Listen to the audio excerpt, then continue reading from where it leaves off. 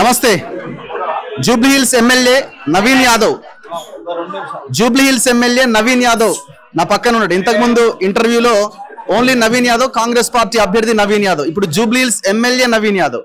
నమస్తే అన్న, congratulations. Thank you అన్న. సో ఫస్ట్ రియాక్షన్ ఏంటి, ఎట్లా ఫీల్ అవుతున్నారు, ఈ సంతోషాన్ని ఎలా పంచుకోవాలనుకుంటున్నారు? చాలా హ్యాపీగా ఫీల్ అవుతున్నాను.